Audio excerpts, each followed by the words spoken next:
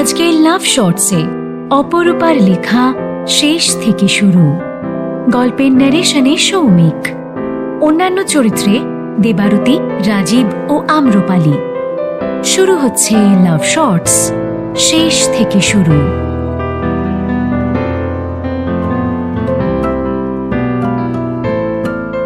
একই অফিসে কাজ করে শতাব্দী আর প্রত্যয়। বহু বছর ধরে একে অপরকে চেনে, সহকর্মীর মতো, বন্ধুর মতো। তবে প্রত্যয়ের শতাব্দীকে অফিসের একদম শুরুর দিন থেকেই বেশ ভালো লাগত, কিন্তু প্রত্যয় তা কখনোই প্রকাশ করেনি। যখন মোটামুটি ঠিক করেছিল শতাব্দীকে মনের কথা বলবে, তখন জানতে পেরেছিল শতাব্দী এনগেজড। বছর ঘুরতে না ঘুরতে শতাব্দীর বিয়ে হয়, আর প্রত্যয়ের মনের কথা না বলাই থেকে যায়। কিন্তু কথায় বলে না, আমাদের জীবনের সমস্ত হিসেব নিকেশের খাতা নিয়ে উপরে নাকি কেউ একজন বসে আছেন। বোধহয় তাহার ইচ্ছেটা খানিকটা অন্যরকম ছিল। 8 মাস আগে শতাব্দীর 4 বছরের সংসার ভেঙে যায়। অফিসে সবাই খবরটা জানে, কেউ সহানুভূতি দেখায়, কেউ কৌতূহল লুকোতে পারে না, কিন্তু একমাত্র প্রত্যয় যে এই বিষয়ে কোনো কথাই কোনোদিনও বলেনি। আজ শতাব্দীকে একদম অন্যরকম লাগছে। অনেকদিন পর ওকে দেখে যেন মনে হচ্ছে ওর মনের কালো মেঘ খানিকটা হলেও কেটেছে। আজও আর 5টা দিনের মতোই অফিসে প্রচন্ড কাজ। এমন সময় রিমি এসে বলে, শতাব্দী, ক্যান্টিনে যাবি? তোরা যা, আমি একটু পরে আসছি। শতাব্দী, আমি কফি আনতে যাচ্ছি। বলছিলাম তোমার জন্য কিছু আনবো? না থ্যাঙ্কস, আমি এই কাজটা সেটা ক্যান্টিনেই যাব। ঠিক আছে।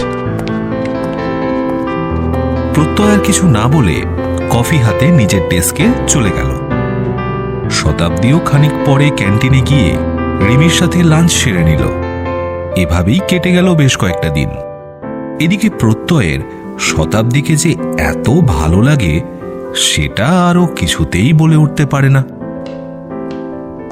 একদিন হঠাৎ শতাব্দী প্রত্যয়ের ডেস্কে আসে, বলে, এই প্রত্যয়, আজকের গ্রুপ মিটিংটা তুমি একটু সামলে দেবে?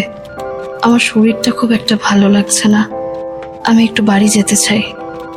হ্যাঁ, সে আমি সামলে দেব, কিন্তু তোমার কি হয়েছে? Anything serious? না না, ওই একটু জ্বর জ্বর। আচ্ছা, ঠিক আছে। প্রত্যয় আজও বেশি কথা বলল না। কেন জানি না, ও মনে মনে যা অনুভব করে শতাব্দীকে কিছুতেই বলে উঠতে পারে না। আজও ওর শরীর খারাপ শুনে ওর মনটা যে অস্থির হয়ে উঠল সেটা ও শতাব্দীকে বুঝতে দিল না। প্রত্যয় যেন শুধু শতাব্দীর পাশে থাকতে চায়, ওর যেন আর কিছুই চাওয়া পাওয়া নেই। এমনিতে কখনোই প্রত্যয় শতাব্দীকে খুব একটা কাজের কথা ছাড়া টেক্সট করে না, কিন্তু আজ ওর বড্ড জানতে ইচ্ছে করছে শতাব্দীর শরীর কেমন আছে। অনেকবার লিখে এবং মুছে ফাইনালি ও মেসেজটা করেই ফেলল। কি গো, শরীর কেমন আছে? কাল সেরকম হলে লিভ নিয়ে নাও না, আমি এদিকটা সামলে নেব। Take care, get well sooner. Shatabdi মেসেজটা দেখল, কিন্তু কোনো রিপ্লাই দিল না। ওর এখন খুব ভয় হয় নতুন সম্পর্ক গড়তে। সবকিছু থেকেই শুধু পালিয়ে যেতে মন চায়। সৌরভের সাথে 4 বছরের সংসারটা ভেঙে যাওয়ার পর থেকেই ওর কেমন যেন দমবন্ধ লাগে। নিজের জীবনটাকে অদ্ভুত এক যান্ত্রিকতায় বেঁধে ফেলেছে ও। সকাল থেকে রাত পর্যন্ত শুধু কাজ, কোনো রকমে দুমুঠো খাওয়া আর রাত জেগে রাতের প্রহর গোনা, এই এখন শতাব্দীর জীবন। পরের দিন অফিসে শতাব্দীকে দেখে প্রত্যয় একটু অবাক হলো। কাছে এসে জিজ্ঞেস করল, আজ অফিসে এলে, শরীর কেমন এখন? কাল রাতের মেসেজের কোনো প্রসঙ্গ প্রত্যয় তুলল না। শতাব্দী উত্তর দিল, হ্যাঁ, ওই প্যারাসিটামল খেয়ে একটু বেটার, তাই চলে এলাম। বেশ, কোনো রকম অসুবিধা হলে বলো। প্রত্যয়ের যে শতাব্দীকে ভালো লাগে শতাব্দী তা জানে, বা বলা ভালো বোঝে। কিন্তু ওই যে আগেই বললাম, শতাব্দী নতুন করে কিছু ভাবার শক্তি পায় না। কোনো মানুষকে বিশ্বাস করা তো দূরের কথা, ওর নিজের প্রতি বিশ্বাসটাই যেন আজ আর আগের মতো নেই। কখনো কখনো জীবনকেই বড্ড দোষ দিতে ইচ্ছে করে। খালি মনে হয় সৌরভের সাথে সম্পর্কটা কি এতটাই মিথ্যে ছিল যে 4 বছরের সংসার ভাঙার পর আজ অবধি সৌরভের তরফ থেকে একটা ফোন বা মেসেজ এলো না। শতাব্দী আর সৌরভের সম্পর্কটা ভেঙে যাওয়ার একমাত্র কারণ ওর মা না হতে পারা। তার জন্য সৌরভ যে ওকে এতটা একা করে দেবে সেটা শতাব্দী আজও বিশ্বাস করে উঠতে পারে না। মেঘলা দিনের দুপুরে শতাব্দী এইসব 7-5 ভাবতে ভাবতেই ভুলেই গেল আজ এখনো লাঞ্চ করা হয়নি। আর ঠিক তখনই প্রত্যয় এসে বলল, বলছিলাম লাঞ্চ করবে না? হ্যাঁ হ্যাঁ হ্যাঁ, করব, এই যাচ্ছি।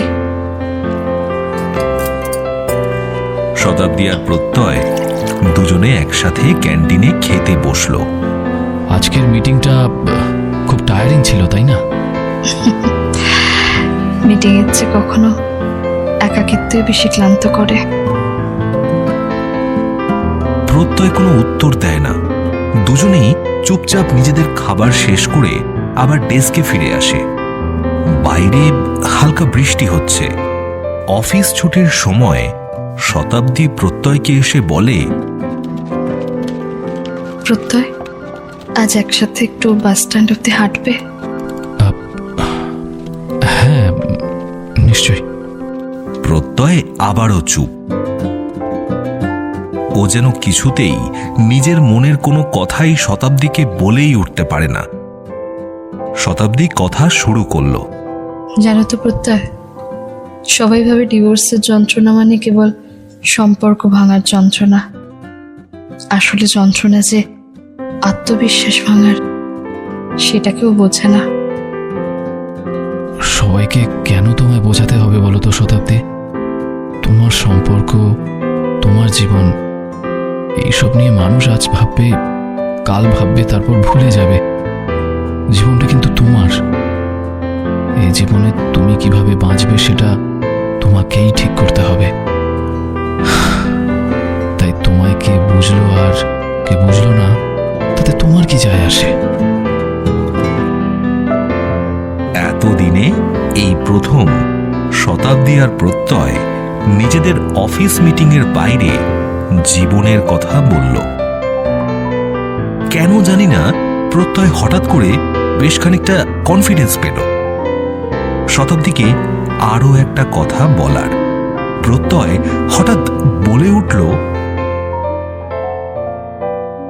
শতাব্দী, তুমি অফিসে প্রথম এসেছিলে সেই 2019-এ। তোমার কতটা মনে আছে জানি না, তুমি সেদিন পড়েছিলে একটা লাল কালারের সালোয়ার। প্রথম দেখাতেই আমি তোমার প্রেমে পড়েছিলাম। বয়স কম, উত্তেজনা, উন্মাদনা সবই অনেক বেশি। কতবার ভেবেছিলাম তোমায় বলেই ফেলি, মনের কথাটা তোমায় জানিয়ে দিই, কিন্তু পারিনি। তারপর যেদিন রিমি, অভিজিৎ আমাকে জোরাজুরি করলো তোমাকে বলার জন্য, সেই দিনই তুমি তোমার পাশের টেবিলের পল্লবীকে বলছো তোমার নাকি বিয়ে ঠিক হয়েছে। ব্যাস, স্বপ্ন ভেঙে চুরমার। আমার আর তোমাকে বলা হলো না। তবে যাই বলো, তোমার বিয়ের ফিশ ফ্রাই কিন্তু বেশ ভালো হয়েছিল। বুকে পাথর রেখে নিজের পছন্দের ফিশ ফ্রাইটা কিভাবে যে খাচ্ছিলাম তা শুধু আমিই জানি। যাই হোক, এত কথা বলার একটাই কারণ, আমি চাই তুমি ভালো থাকো, নিজের আত্মবিশ্বাস আবার ফিরিয়ে আনো। যে গেছে তার অপেক্ষায় বসে থেকে নিজের জীবনটাকে নষ্ট করো না। একটাই জীবন, প্রাণ খুলে বাঁচো। কে বলতে পারে আরো কত প্রত্যয় তোমাকে একটুখানি ভালোবাসার সুযোগ পাবে বলে অপেক্ষায় অপেক্ষায় দিন কাটাচ্ছে। শতাব্দী একদম চুপ, কি বলবে বুঝতে পারছে না।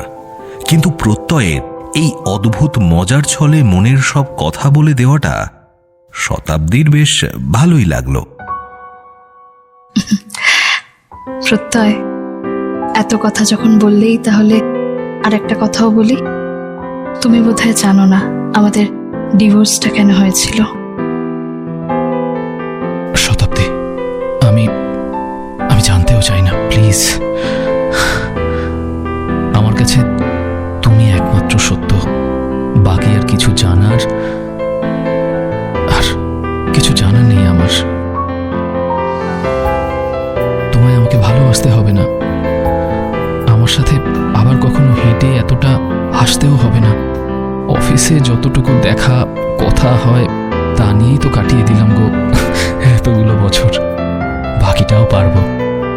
তুমি শুধু ভালো থাকো, ব্যাস এইটুকুই চাই আমি।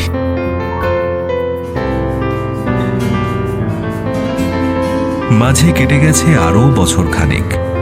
না, শতাব্দী আর প্রত্যয় এখন আর শুধুই অফিস কলিগ নয়, ওরা দুজনে দুজনের খুব ভালো বন্ধু, একে অপরের সুখ দুঃখ ভাগ করে নেওয়ার সঙ্গী।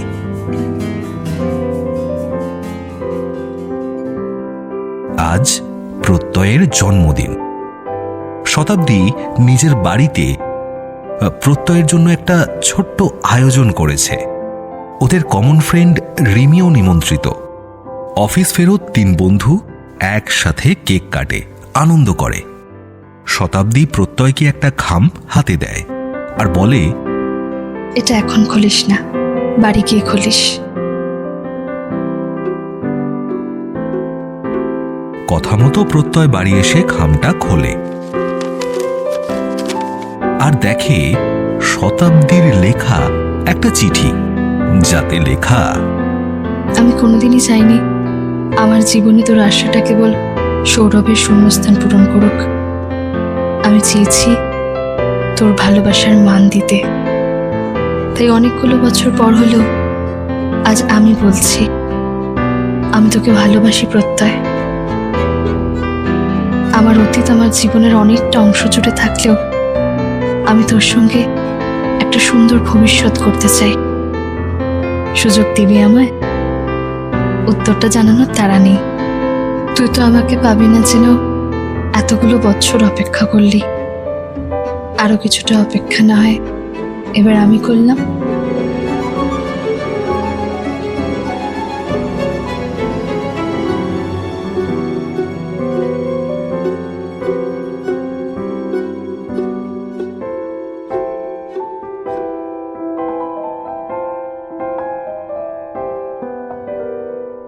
লাভ শর্টসে আজ শুনলে অপরূপার লেখা শেষ থেকে শুরু। গল্পের ন্যারেশনে সৌমিক, প্রত্যয় রাজীব, শতাব্দী দেবারতী, রিমি আম্রপালি।